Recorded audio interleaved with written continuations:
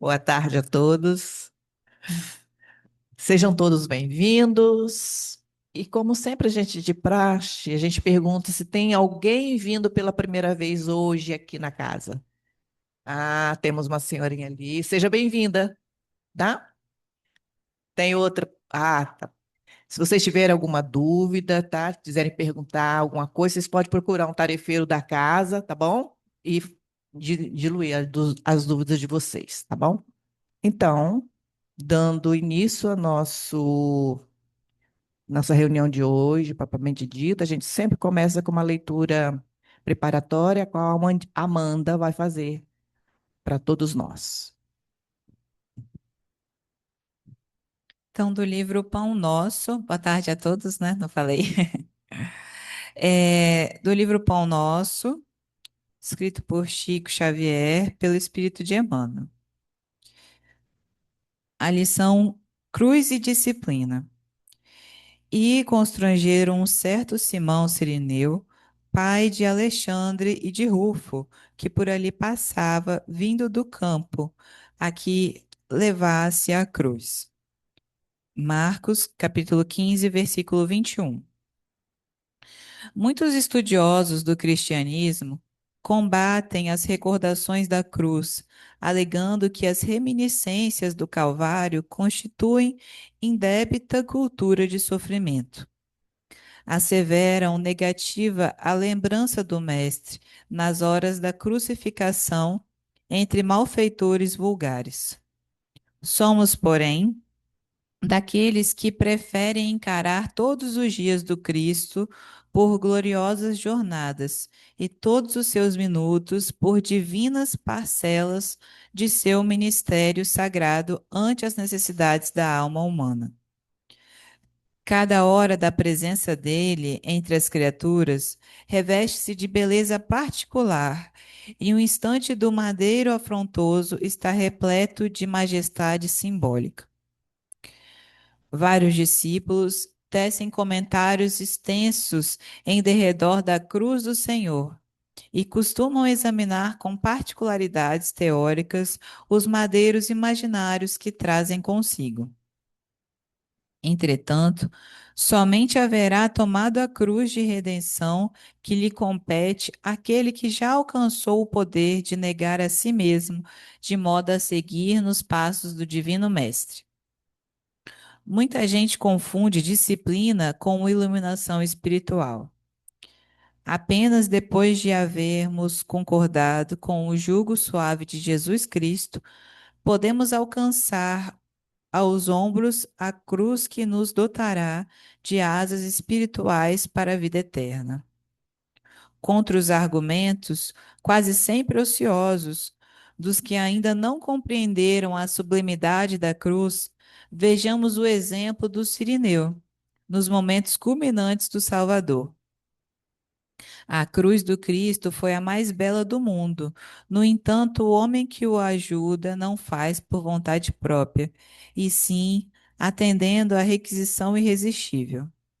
E ainda hoje, a maioria dos homens aceita as obrigações inerentes ao próprio dever, porque a isso é constrangida.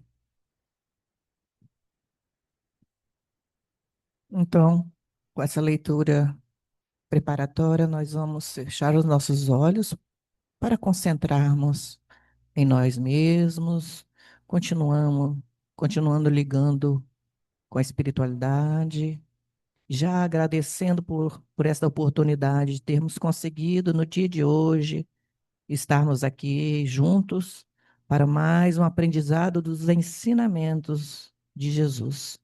Com Ele nos envolvendo, pedindo cada um de nós, com as suas necessidades, a envolvência da harmonia, da tranquilidade, da paz, que vão nos dando um equilíbrio para a nossa jornada reencarnatória. Com Jesus nos abençoando sempre e nós também abençoando os nossos passos junto com Ele sempre. Que assim seja. Então, agora nós vamos dar início à nossa palestra e eu vou dar as boas-vindas ao Jorge Júnior, que é um tarefeiro da casa, E aí hoje ele vai trazer como tema a disciplina. Seja bem-vindo, Jorge. A palavra é sua.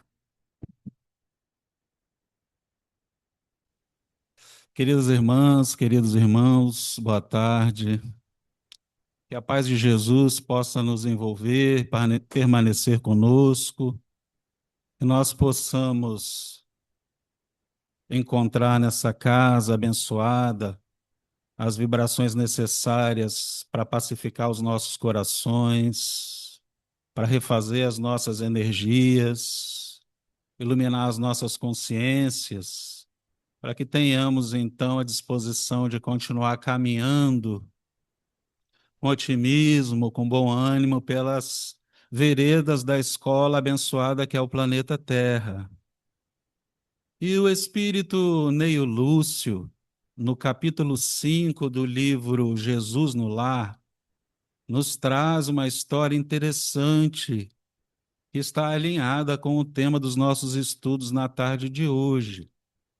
Ele diz que um homem, depois de ter encontrado a revelação espiritual superior, desejava ardentemente morar nos céus, ingressar no reino de Deus, nos planos espirituais superiores. E ele orava dia e noite para que Deus fizesse essa concessão, atendesse o seu pedido. E o Todo-Poderoso então resolveu aquecer e conceder essa graça a ele, mas não sem antes enviá-lo para o campo de serviço para que ele se preparasse, para que ele obtivesse a preparação necessária, o aprimoramento necessário. E esse homem era conhecido na região em que ele habitava por ser talentoso na arte da escultura. Então, o Todo-Poderoso articulou, por intermédio dos seus amigos encarnados, dirigidos pelo poder espiritual superior, diversas oportunidades para que ele se aprimorasse e conquistasse, então, vamos dizer assim, o passaporte para ingressar no reino dos céus. Então, ele encontrou a oportunidade, primeiramente, de trabalhar numa oficina que era especializada em fabricar peças de mármore, utilizando mármore raro. Logo no primeiro dia de trabalho, junto ao seu supervisor, junto ao seu orientador, ele teve problemas de relacionamento e abandonou o compromisso. A divina providência, então, concedeu a ele uma nova oportunidade de serviço, dessa vez numa oficina que era especializada em talhar peças de madeira, também sob a orientação de um escultor experiente e famoso. Passada uma semana de que ele se encontrava trabalhando nessa oficina, ele chegou à conclusão de que o orientador era muito exigente, muito rude, e também pediu demissão. Como se não bastasse a segunda tentativa e o segundo fracasso, Deus concedeu a ele uma nova oportunidade, para que dessa vez ele fosse buscar auxílio junto a um amigo que fabricava colunas de estilo grego, muito famosas na cidade. Ele, muito empolgado, se empregou com esse amigo, esse operário, começou a trabalhar com ele, mas passado aproximadamente 15 dias, ele percebeu que esse amigo também era muito rude, muito exigente, muito impaciente, e abandonou o compromisso assumido. E assim ele se movimentava pela vida, de oficina em oficina, de oportunidade em oportunidade, sempre alegando que ele não poderia trabalhar, que ele não tinha condições de trabalhar nas oficinas da terra, porque ele sempre encontrava crueldade, aspereza, impaciência, indiferença. Até que um dia a morte veio chamá-lo. E qual não foi a surpresa dele quando ele chegou no plano espiritual, no reino dos céus, que ele tanto queria ingressar, quando vieram os anjos do Senhor ter com ele? E, para surpresa dele, o semblante dos anjos do Senhor não estava muito agradável com ele.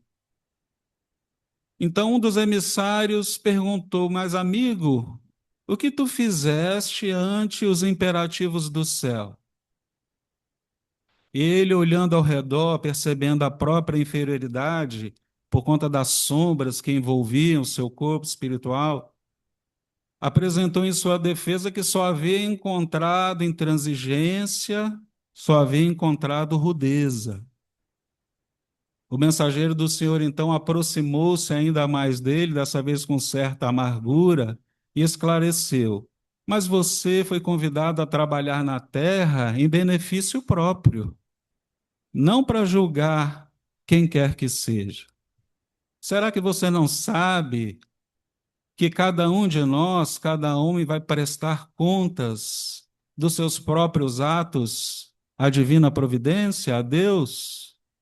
Ninguém escapa à divina justiça, considerou o emissário, o anjo do Senhor, que se pronuncia no momento correto. Veja bem, a bigorna sofre os golpes do martelo e o martelo é direcionado pelas mãos do operário, pelas mãos do ferreiro. O comerciante avalia o trabalho do ferreiro. O povo examina a reputação do comerciante. E o Supremo Senhor analisa e julga a todos. Ele, olhando incrédulo e desapontado para aquelas afirmações, percebeu, após breve meditação, que havia cometido um erro e agora estava diante das consequências impensadas de suas próprias atitudes. Então Jesus fez uma pausa após contar essa história, fez uma pausa breve e considerou que nós, que convivemos com irmãos que são muito exigentes, muitos endurecidos na disciplina, poderemos nos beneficiar dessa aspereza, desde que permitamos que ela nos renove e nos transforme, inspirados pela imagem da madeira ao contato da plânia, daquela ferramenta que vai desbastando as asperezas da madeira. Nós temos essa oportunidade, não é? Porque diz o Senhor, finalizando a história, que abençoadas são as mãos que educam, que corrigem, mas bem-aventurados são aqueles que se permitem renovar, educar perante essa ação enérgica e renovadora. Porquanto, quando a obra do bem é destinada a todos indistintamente, ela se torna permanente.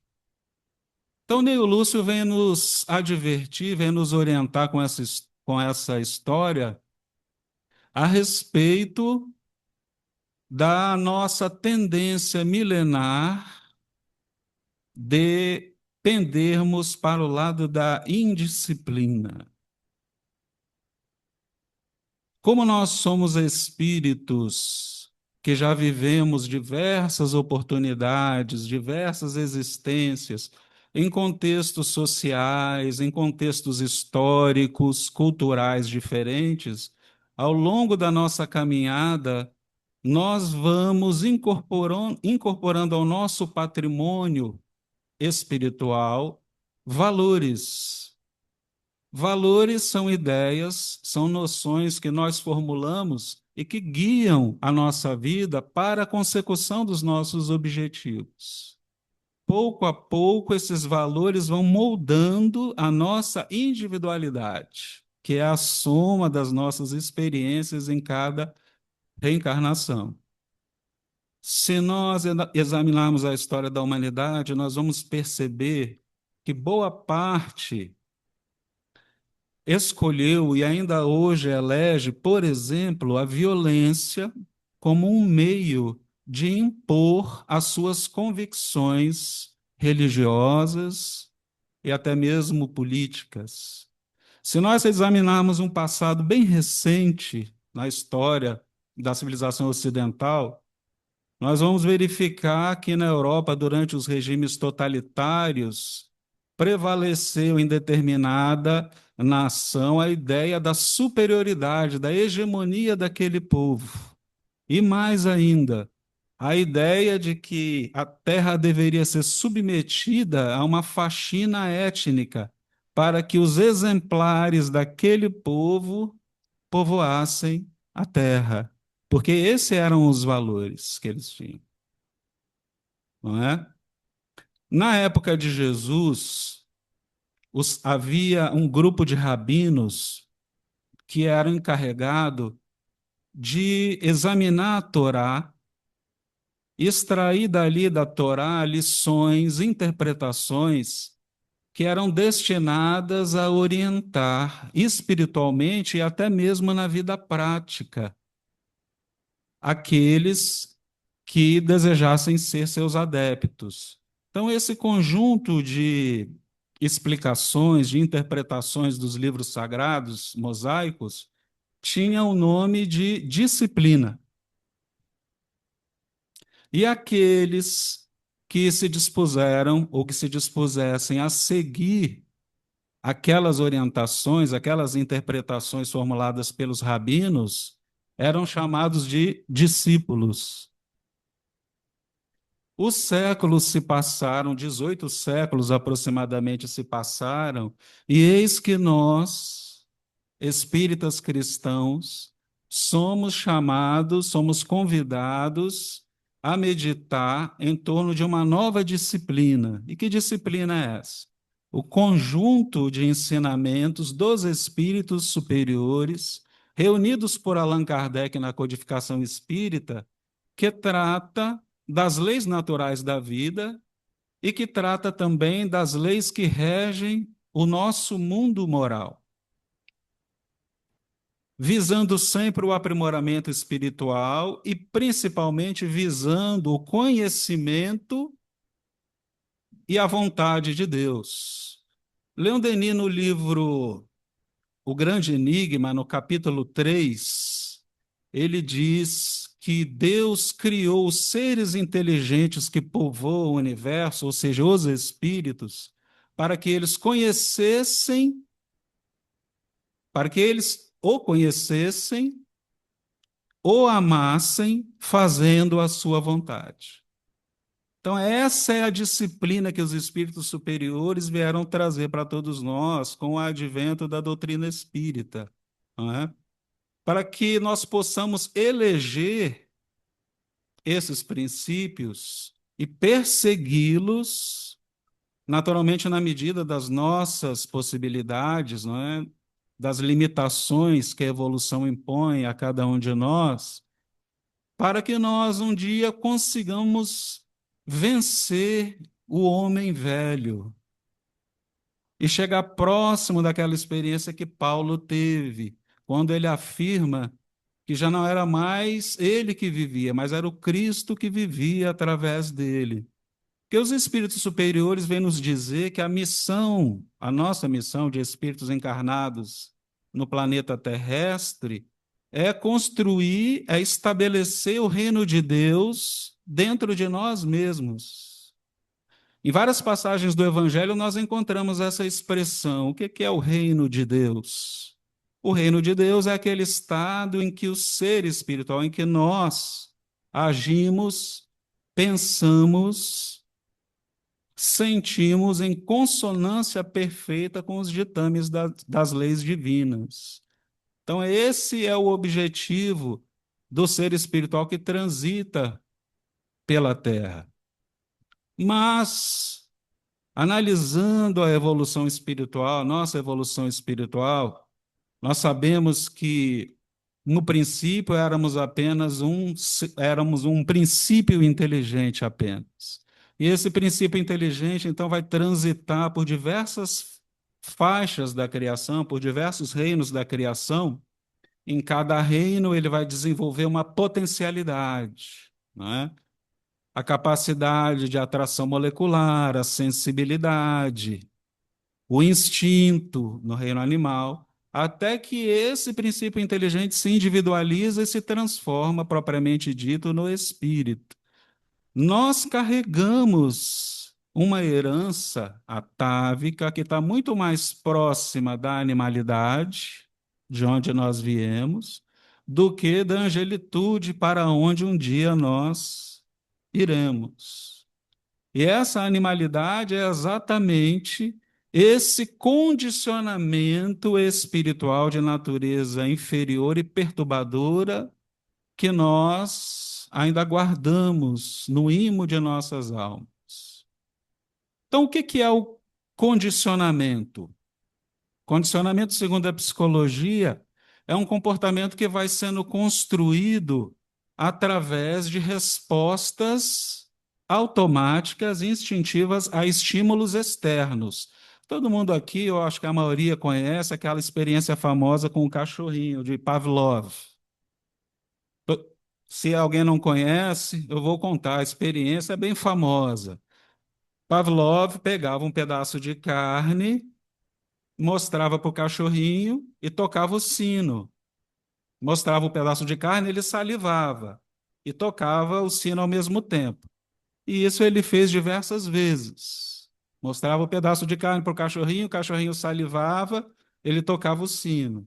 Até que um belo dia, Pavlov pegou, não mostrou o pedaço de carne, só tocou o sino. Adivinha o que que aconteceu? O cachorrinho salivou. Naturalmente que eu não estou querendo comparar ninguém aqui com cachorro, não é? Só para ilustrar o que é o comportamento condicionado. O que é o condicionamento? Então, como nós trazemos essa herança perturbadora, animalizada, se alguém me ofende, eu logo reajo na mesma medida, com uma intensidade ainda maior.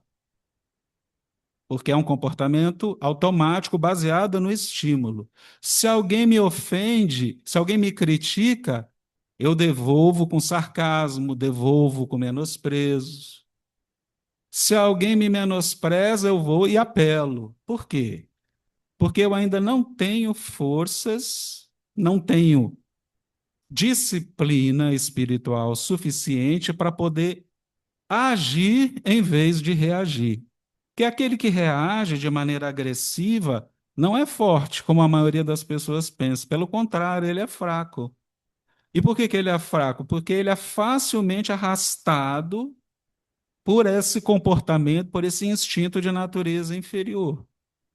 O forte é aquele que age,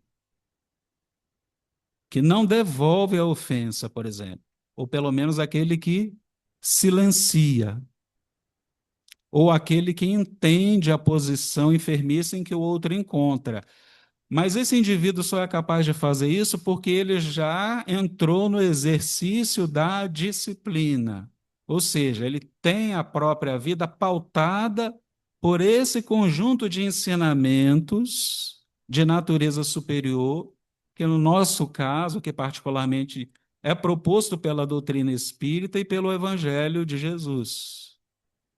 Então, nós podemos analisar a disciplina, pelo menos didaticamente, por três ângulos: a disciplina do pensamento, a disciplina das emoções e a disciplina espiritual propriamente dita. A maioria aqui sabe que 80% da composição do nosso corpo é de água. E entre essa água toda circula uma molécula chamada ATP. Quando essa molécula entra em contato com a água, ela produz energia. Então, nós somos um bloco energético ambulante. Só que essa energia é modulada pelo teor do nosso pensamento. Então, quanto mais harmonizada a mente, quanto mais alinhada aos preceitos de natureza superior, aos ensinamentos de Jesus, mais harmonioso é o campo fluídico e magnético que circula o indivíduo. Esse campo fluídico magnético tem o poder de induzir as próprias células, o próprio corpo, a um funcionamento que produza o bem-estar. Então, aquele que tem a mente sã vai ter o corpo são. E mais, uma vez criado esse campo fluídico magnético saudável, harmonioso, ele é capaz de induzir ou de realinhar um campo magnético fluídico de outra pessoa. É exatamente isso que acontece durante o passe. O médium passista, equilibrado, harmonizado, quando eles têm, põe as mãos, ele está ali disseminando fluidos de natureza magnética que tem essa capacidade de harmonizar o campo perispiritual da pessoa para que ela venha se sentir bem, harmonizada. Então, a nossa saúde física começa com a disciplina do pensamento. Por isso é importante o conhecimento e a meditação em torno dos preceitos evangélicos para que a gente possa fixar essas ideias superiores na mente, para que elas possam se manifestar no nosso comportamento e tenha reflexos benéficos na nossa saúde. Para ilustrar um pouquinho para vocês a questão do poder do pensamento, eu vou contar aqui 3 experiências de um médico famoso, autor de vários livros, o Dr. Deepak Chopra. Ele é indiano, com várias obras publicadas. Numa dessas experiências, ele narra o caso de uma paciente que já fazia acompanhamento com ele há muito tempo, e ela sempre insistia que tinha câncer. Ele fazia todos os exames probantes, e ao final da bateria de exames, ele dava a ela a decepcionante notícia de que ela não tinha câncer. Mas ela insistia, afirmava que tinha câncer. Até que um belo dia ele foi fazer, depois de longo tempo, longos anos cuidando daquela mulher, fazendo os exames preventivos, ele foi fazer o exame e aí sim constatou que ela tinha câncer. E disse para ela: agora sim, a senhora tem câncer. E ele anotou no livro. Ela desejava ter câncer para inspirar pena, compaixão, quando na verdade nós devemos inspirar amor. Numa outra situação, um grande executivo foi participar de um congresso em Nova York e lá ele foi cometido de uma problemática coronariana. Foi internado às pressas no hospital e lá ele estava muito mal, porque ele estava preocupado que não tinha dinheiro para poder pagar as custas da internação. O doutor Deepak Chopra foi visitá-lo e disse: meu amigo, a empresa que te enviou para esse congresso pagou o seguro médico hospitalar. Todas as suas despesas já estão cobertas, você não precisa se preocupar. A partir daquele momento, ele foi melhorando, melhorando da problemática coronariana e teve alta do hospital. Num terceiro caso, um menino que estava com câncer generalizado com metástases. O doutor Deepak Chopra foi visitá-lo, aquela criança tenra, inspirava misericórdia, compaixão. O doutor Deepak Chopra pegou de um comprimido, mostrou para ele e disse: essa é a última palavra em comprimidos capazes de eliminar completamente a dor. Analgésico, é um analgésico potente. Eu vou te dar apenas um terço dessa drágia, porque se eu te entregar, se você tomar todo o comprimido, você vai cair num sono profundo e só vai se levantar daqui a 7 dias. Partiu a drágia em 3 pedaços, entregou um pedacinho ao doutor Deepak, ao menino. Ele tomou a drágia e caiu em sono profundo. Dormiu por mais de 12 horas. Era um placebo, um comprimido de fubá. Então, quando nós alcançarmos essa condição de disciplinar a própria mente, de aprender a conduzir a própria mente, com base nos preceitos iluminativos da doutrina espírita, da moral evangélica, nós teremos também saúde mental e saúde física. Mas o segundo aspecto da disciplina trata-se da disciplina emocional. As emoções são um impulso inerente à espécie humana que são fundamentais para a sobrevivência da própria espécie. Imagine se você chegasse próximo a um precipício e não sentisse medo, não sentisse a aceleração dos batimentos cardíacos. Fatalmente você daria mais um passo e morreria, não é? Então, imagine aquele que sente raiva. A raiva, até propriamente dita e analisada, pode servir como um combustível, como um impulso que nos tira da zona de estagnação. Pode nos fazer movimentar, dar um passo para frente.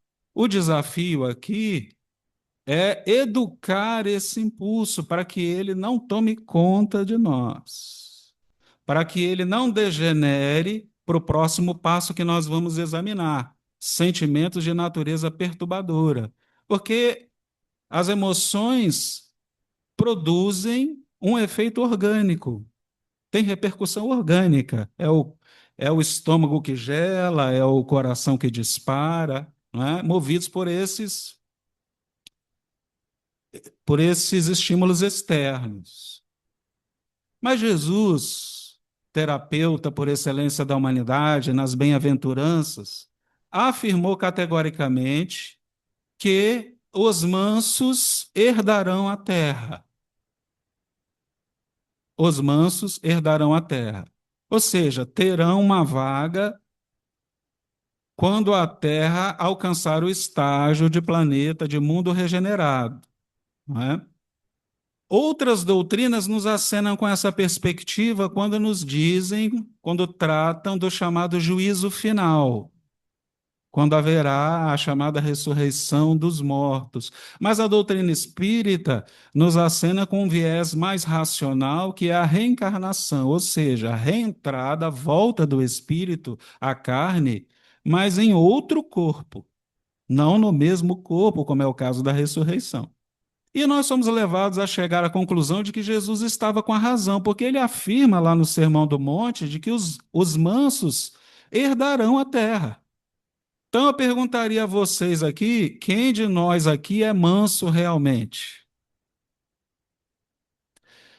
O indivíduo pode ter um comportamento exemplar, de monge tibetano, mas se alguém pisar no pé dele, ele perde as estribeiras, não é assim? Portanto, é ao longo das vidas sucessivas, das reencarnações, que nós vamos recolhendo as consequências dos nossos próprios atos. A lei de causa e efeito que rege as vidas sucessivas diz que nós vamos recolher tudo aquilo que nós plantarmos. E assim a gente vai se contendo, vai se afinizando com a vontade das leis divinas. Então, aquele que é muito truculento volta num corpo mais frágil para poder ficar preso ali e não agredir ninguém, para seu próprio benefício. Aquele que utiliza a palavra para criticar, para condenar, para censurar outro, volta com dificuldades na fala, para que ele tenha pelo menos um ensejo de pensar naquilo que ele vai falar e não se complicar ainda mais. Aquele que acumula sentimentos de natureza inferior também volta com problemas com a mente aturdida, para que ele se contenha e tenha tempo de pensar, de refazer os sentimentos, não é? Gandhi estava andando pelas calçadas em Londres quando um soldado deu um murro nele e jogou ele no chão. Ele levantou com o nariz quebrado, ficou de pé diante do soldado inglês, que deu outro murro. Ele caiu, desnorteado, já com o rosto desfigurado, levantou-se pela terceira vez e serenamente ficou de pé diante do soldado. O soldado, diante daquela situação inusitada, perguntou a Gandhi: mas quem te ensinou a agir dessa maneira? Gandhi apontou para o pingente que pendia do pescoço do homem, onde havia um homem numa cruz, e disse ao soldado: esse homem que está aí no pingente que você carrega no pescoço. Então, aquela violência toda, e principalmente a atitude de Gandhi, pacificadora e pacífica, acabou colocando em evidência toda a brutalidade daquele indivíduo, toda a animalidade. E ele, horrorizado consigo mesmo, resolveu mudar de conduta e passou a seguir e a ajudar Gandhi, que acabou libertando a Índia do jugo britânico. Não é? Então, a doutrina espírita vem nos trazer excelentes oportunidades e excelentes recursos para que nós construamos um comportamento novo, criemos um automatismo, vamos dizer assim, mais elevado, mais espiritualizado. E nesse sentido, então, nós vamos ingressar no terceiro aspecto da disciplina, que é a disciplina dos sentimentos. Diferentemente das emoções, os sentimentos pressupõem uma elaboração. Então, o sentimento é uma construção individual, subjetiva, que o indivíduo faz a partir da percepção que ele tem daquela emoção que ele está sentindo e do valor do sentido que ele atribui àquela emoção. Então, imagine alguém que te ofende, te critica, te expõe ao ridículo perante o público. Naturalmente que, diante daquele estímulo, você vai ficar com raiva, porque é uma reação orgânica, como nós vimos. Não existe essa história de que agora eu sou espírita, sou santo, não sinto mais raiva. Espírita também sente raiva, porque ele a não ser que ele não seja normal, né? Esteja com alguma patologia. Os psicopatas não sentem raiva, vocês sabiam? Aliás, não sentem emoção de natureza nenhuma. Mas nós somos normais. Aliás, dizem que de perto ninguém é normal, né? Mas nós podemos ser considerados normais diante do estímulo, de qualquer estímulo externo, nós vamos reagir organicamente, instintivamente. Mas se eu passo a cultivar aquela ofensa negativamente, se eu entendo que aquela pessoa me ofendeu porque ele realmente quer me magoar, porque ele é um ser ruim, porque ele queria de fato me expor ao ridículo, ou seja, porque ele é essencialmente mal, perverso, aquela emoção chamada raiva ganha uma nova dimensão e se transforma num sentimento chamado rancor. E é aí que está o problema, porque André Luiz vai nos explicar que o rancor tem uma natureza tóxica. Então, a partir do momento que você elaborou com as próprias forças, com a própria intenção, essa substância tóxica, como se fosse uma alquimia espiritual. Aliás, eu não sei se vocês conhecem a origem dessa palavra alquimia, que é alma mais química. Alma mais química. Então, quando eu escrevo um poema, por exemplo, que eu uso uma caneta, ali na caneta tem tinta, não tem? Tem química. Eu misturo a minha alma com a química da caneta e produzo um poema. Eu faço uma alquimia. Os sentimentos são uma alquimia também, que nós realizamos no laboratório interno, no nosso laboratório interno. Mas é uma alquimia de resultados perversos. Então, André Luiz vai nos dizer que esse produto da alquimia, essa nova poção, ela tem um poder tóxico e ela vai se infiltrando nos tecidos sutis do corpo espiritual e destruindo a tessitura sutil do corpo espiritual. lentamente, insidiosamente. Aos poucos, aquelas regiões lesadas do corpo espiritual se manifestam no corpo físico. Então, os espíritos superiores nos dizem, por exemplo, que a mulher que alimenta o rancor, que cultiva o rancor, ela lesa uma região do corpo espiritual que guarda similitude com a região da mama. E, eventualmente, ela vai desenvolver um câncer de mama. O homem que guarda sentimentos de machismo, de crueldade, de indiferença para com a companheira, de truculência, também lesa o centro de força genésico e toda a região perispiritual coordenada pelo chakra, o chamado chakra genésico, o centro de força genésico. E, posteriormente, ele desenvolve a grande possibilidade de ter um câncer de próstata. Porque a alquimia saiu errado, deu errado. Ele não conseguiu transformar aquele líquido em ouro, como os alquimistas faziam, mas ele transformou em lixo tóxico, que destrói o próprio corpo espiritual e depois o corpo físico. Não é? André Luiz chega mesmo a comparar a mente, a ação da mente sobre o corpo como uma nuvem sobre um solo. Então, quando a mente está alinhada, está povoada de sentimentos nobres, ela produz a chuva benéfica, que vai fertilizar o solo. Ou seja, a mente, através das ondas mentais benéficas, mantém as células em seu funcionamento regular, nessa analogia.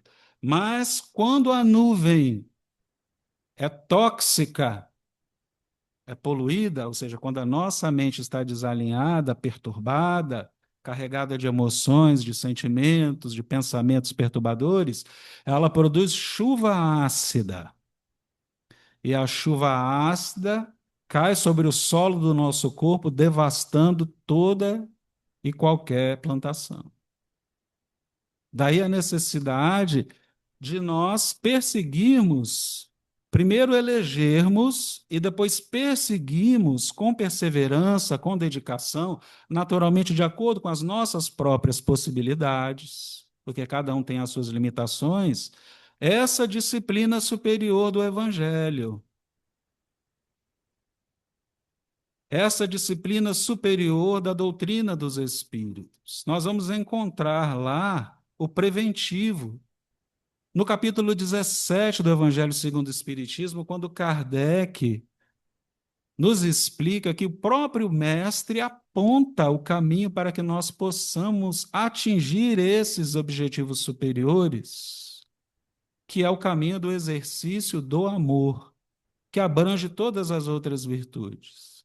Então, o próprio Mestre nos prescreveu: amai os vossos inimigos, orai por aqueles que vos perseguem, por aqueles que vos caluniam. Porque se vocês amarem apenas aqueles que os amam, qual a recompensa tereis? Não fazem isso também os publicanos? Se vocês saudarem apenas os seus irmãos, o que fazeis de diferente dos outros? Não fazem isso também os pagãos? E o mestre arremata com o objetivo primordial da disciplina espiritual que nós devemos abraçar: sede perfeitos, como perfeito é vosso Pai que está nos céus. É claro que essa perfeição, nos ensina o codificador, é a perfeição relativa, que um dia nós atingiremos de acordo com os nossos próprios esforços, porque não adianta nós declararmos verbalmente e externamente de que Jesus é nosso modelo e guia, se nós não aderirmos à sua disciplina.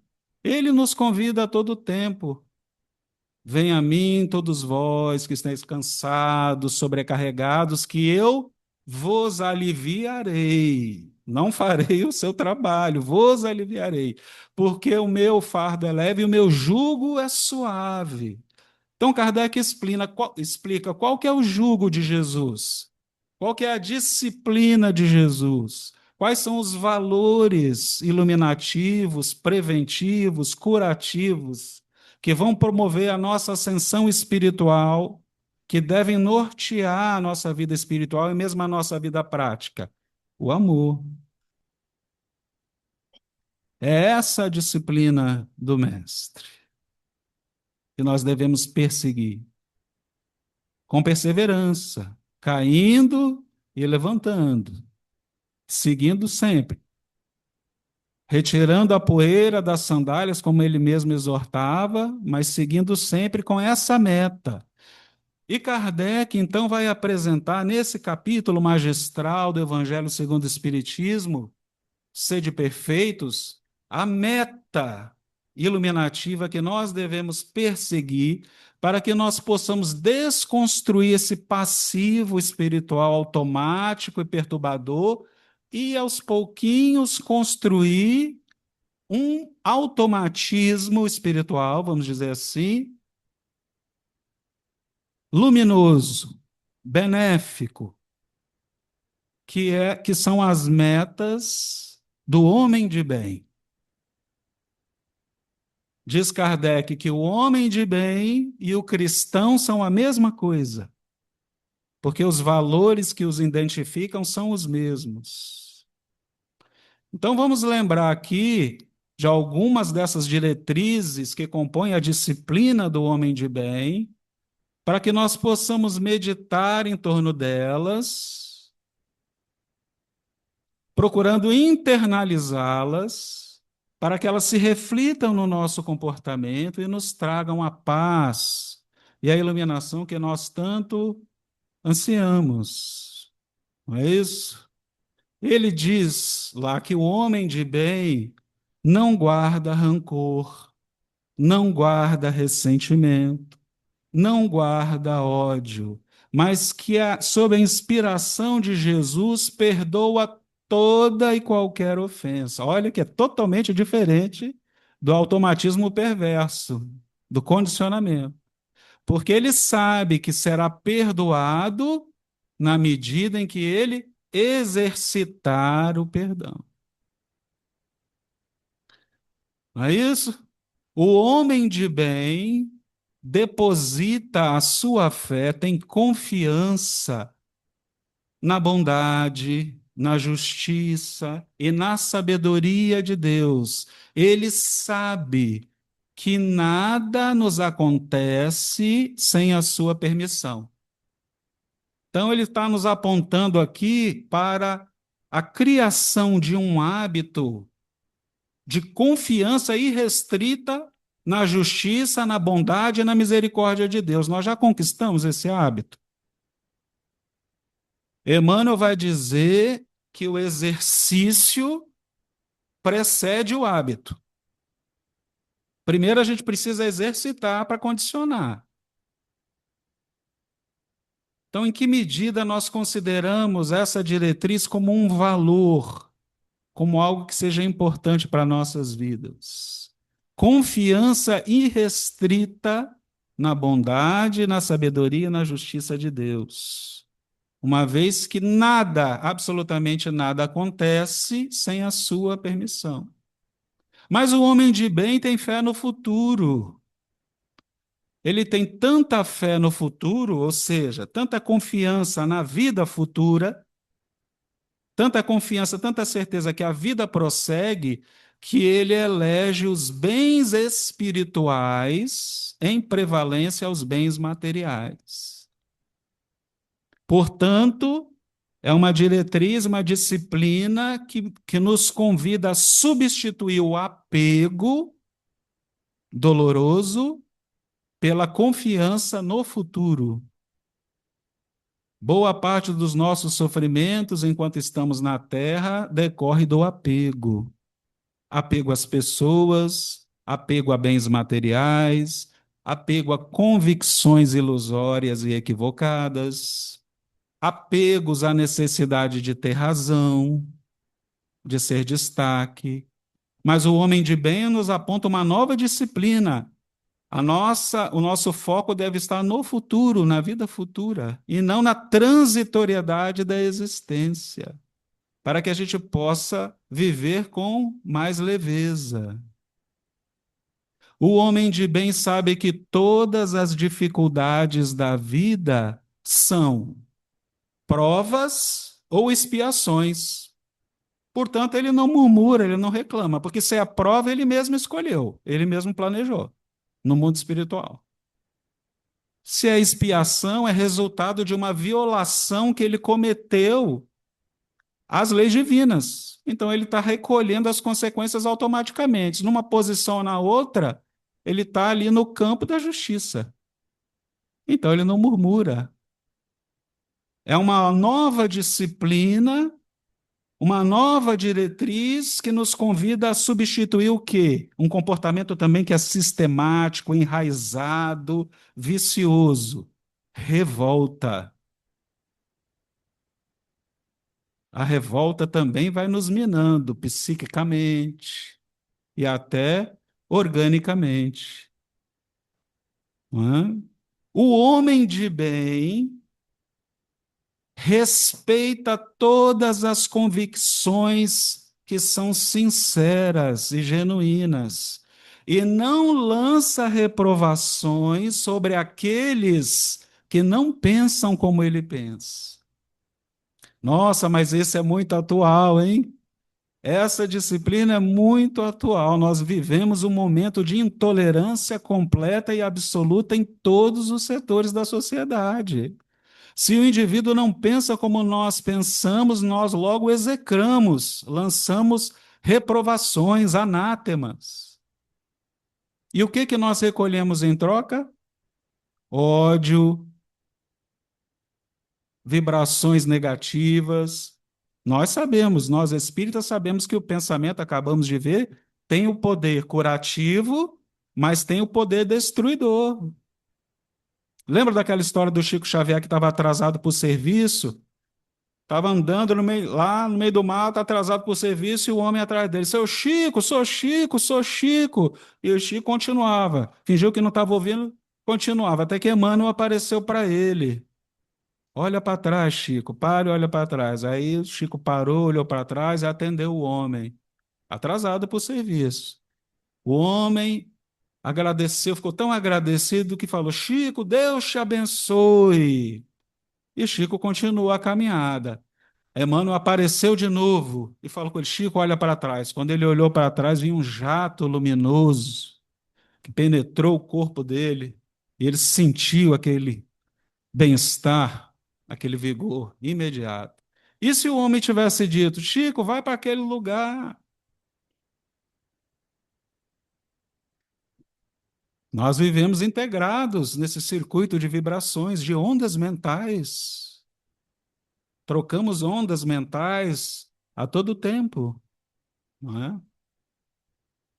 E, finalmente, o último item que nós destacamos para compor essa nova disciplina que nós vamos eleger como diretriz, como norte para a nossa caminhada da Terra, para dissolver, diluir esse passado de sombras que nós viemos acumulando e caminhar pela vida com mais paz, com mais leveza, não é?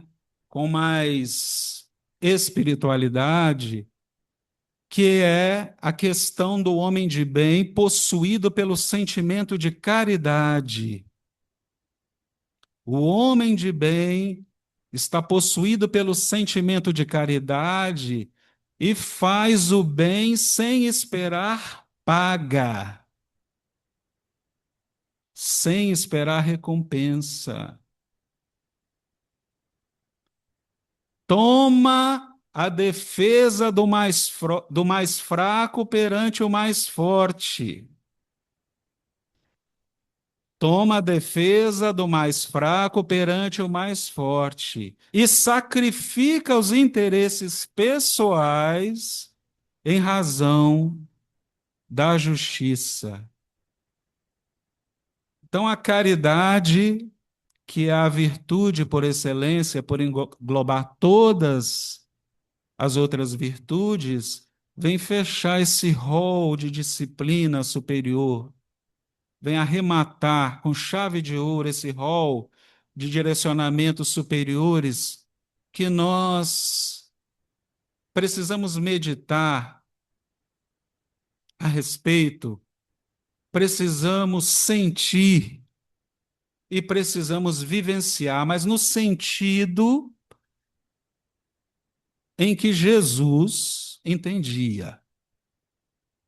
E Jesus vai falar, aliás, os Espíritos vão explicar na questão 886 do Livro dos Espíritos, o sentido da caridade tal qual entendia o Mestre, que é o pilar básico dessa nova disciplina espiritual, que nos conduzirá, então, ao reino dos céus, que aquele nosso amigo da história queria entrar de qualquer forma. Ele queria forçar a barra para entrar lá, mas precisa de um passaporte.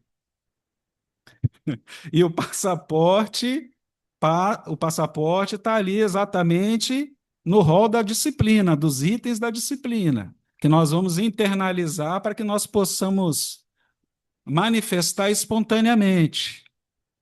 Então, Kardec pergunta aos espíritos superiores qual é o sentido da caridade conforme entendia nosso modelo e guia, Jesus, na questão 886. Benevolência para com todos. Olha que disciplina difícil para nós.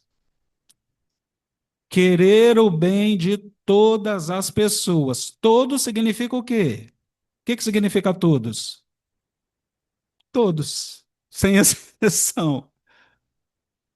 Sem exceção. Inclusive aqueles que não pensam da maneira que eu penso. Inclusive aqueles que têm um alinhamento político diferente do meu. Ou sociológico, ou filosófico, ou ideológico do meu. Todos é todos.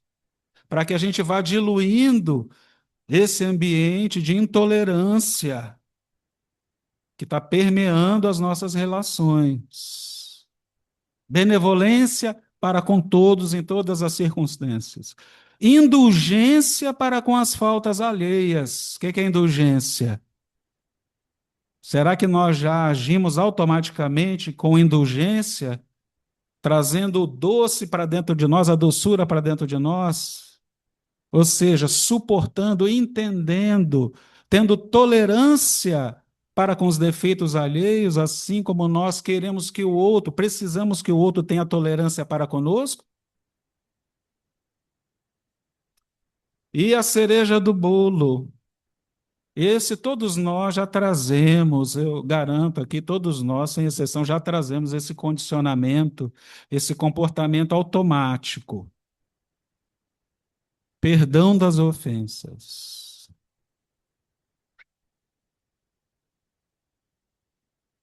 Perdão das ofensas. Não apenas 7 vezes, mas 70 vezes 7 vezes cada erro, ou seja, 7 elevado à 70ª potência. Os analistas do texto hebraico, da Torá, dizem que o 7 é um número que aponta para o infinito. Perdoar infinitamente. Para que nós possamos soltar as brasas incandescentes que nós guardamos, que seguramos nas próprias mãos, enquanto planejamos atirar no outro. Enquanto eu seguro as brasas incandescentes, quem está sofrendo? Quem é o prisioneiro? Sou eu mesmo. E se o outro me atirar as brasas incandescentes do ódio, do rancor, da violência, e eu guardar, desculpem, a disciplina da paz e me mover, me afastar, o que vai acontecer? As brasas vão passar. Eu vou continuar ileso, sereno, pacificado. E o outro com as mãos pegando fogo. Então, que Jesus, meus irmãos, seja o suave disciplinador das nossas vidas, que nós possamos nos render ao seu amor infinito e imenso, curativo, preventivo das nossas dores, das nossas angústias, dos nossos sofrimentos físicos e morais. Que as suas bênçãos de amor, de misericórdia infinita nos envolva e nos sustente hoje e sempre. Alô, muito obrigado, Júnior, por esse. Júnior, eu vou confessar, Júnior e vocês, eu vou confessar uma coisa para vocês. Amandinha, vocês acreditam que eu ia fazer, ontem eu elaborei a sua palestra na minha cabeça. Eu falei, eu quero fazer essa palestra lá na FABEM, mas eu tenho motivo também porque eu queria fazer. E aí não preciso mais, o Júnior já falou tudo com uma presteza maravilhosa, né? Abrangendo o Evangelho de Jesus com a neurociência, nossa, com a ciência, foi maravilhoso, né? Né, Amandinha? Parabéns, parabéns, amado. Pois muito bem. Então, agora eu vou pedir à Amanda para fazer a peça de agradecimento para a gente passar para a segunda parte.